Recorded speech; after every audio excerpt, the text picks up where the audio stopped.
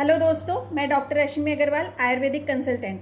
आज आप सब लोगों के सामने कान से जुड़ी हुई रोगों के बारे में कुछ बातें शेयर करना चाहती हूँ, जिसमें मैं आपको डेली रूटीन में आप घर के अंदर क्या क्या चीज़ें अप्लाई करके अपने कानों को बचा सकते हैं। जैसे कि हम जानते हैं आज की तारीख में मोबाइल का यूज़, लीड्स का यूज़, कानों में कंटिन्यू लगा के गाने सुनना आदि का बहुत ज़्यादा फैशन सा हो गया है। तो इसकी वजह से छोटे बच्चे, युवा और बुजुर्ग सभी इस रोग से बहुत जल्दी ग्रसित होते जा रहे हैं। नॉर्मली जो ये चीज़ें 70 या 80 में देखने को मिलती थी, हियरिंग लॉस, वो आज की तारीख में हमें यंग जनरेशन में देखने को मिलती है। अब ऐसा ही रहा तो आप सोचो कि ये कितनी बड़ी गंभीर प्रॉब्लम बन सकती है। जैसा कि जब कानों से सुनाई ना दे तो इस चीज़ का दर्द, दुख आप एक बुजुर्ग इंसान से पूछिए, उसे लगता है कि हमारा संसार ही खत्म हो गया। तो इस चीज़ को हमें अपने बच्चों को आज ही अवेयर कराना चाहिए और युवाओं को भी अपने आप को इस चीज़ के लिए जागरूक रखना चाहिए। तो इसी अवेयरनेस को बढ़ाने के लिए WHO में वर्ल्ड हियरिंग डे 3 मार्च को मनाया जाता है हर साल।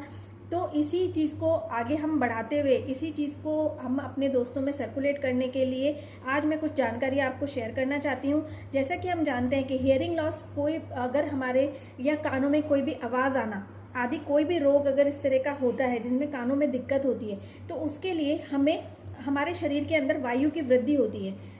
जैसे कि कंटिन्यूस लीड्स लगाने से कान के अंदर वाइब्रेशंस रेगुलर बढ़ने से वायु का वृद्धि हो जाना, जिससे हमें सुनने की शक्ति धीरे धीरे कम होती चली जाती है।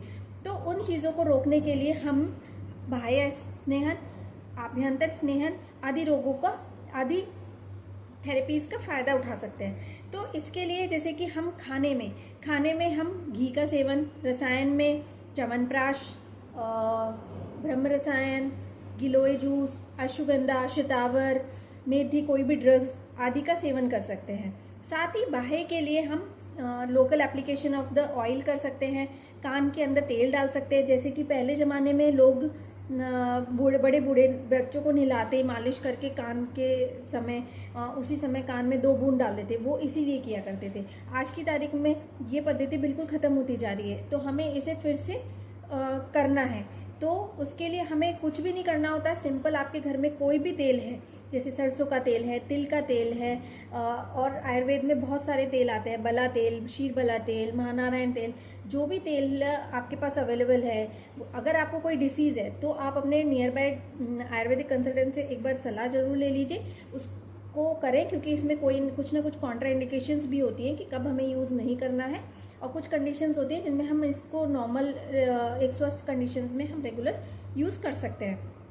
तो उसको आप 2-2 बूंद सप्ताह में 2 दिन 4 दिन रेगुलर आप यूज़ कर सकते हैं। और इसमें हमें नॉर्मली सूखे खाने से बचना चाहिए, योगा व्यायाम का बहुत ध्यान रखना चाहिए। कर्णपूरण से हमें क्या क्या लाभ मिल सकते हैं? कर्णपूरण से हमें जितने भी हमारे ब्रेन रिलेटेड कोई भी न्यूरोलॉजिकल डिसऑर्डर्स हैं उसमें हमें राहत मिल सकती है। हमें माइग्रेन अगर रहता है तो उसमें हमें आराम मिल सकता है। हमें हमारे आँखों की रोशनी बढ़ सकती है। कान से रिलेटेड रोग तो इसमें ठीक होते ही हैं, जिसमें कि कर्ण बाधित है, यानी कानों से सुनाई ना देना भी ठीक होता है। साथ में जैसे अगर हमारे लोअर जॉ में या कहीं भी पेन होता है तो वायु के शमन के साथ में अगर हम ऑयल डालेंगे तो वो भी हमें इसमें हेल्प करेगा। साथ में हमें जैसे कि अगर स्विमिंग करने से हमें कोई कान में पेन हो जाता है तो उन कंडीशंस में भी हम कर्णपूरण का फ़ायदा ले सकते हैं। तो इसलिए आज जो जानकारी मैंने आपको शेयर करी, आप अपने दोस्तों के साथ ज़रूर शेयर करिएगा। धन्यवाद। इसका कुछ जो प्रोसीजर है, एक सिंपलेस्ट फॉर्म ऑफ प्रोसीजर्स मैं आपको आगे दिखा रही हूँ, आप उसको इस तरह से कर सकते हैं। बाकी कोई भी क्वेरीज हो तो आप इस नंबर पर मुझसे कंसल्ट कर सकते हैं। धन्यवाद। Thank you.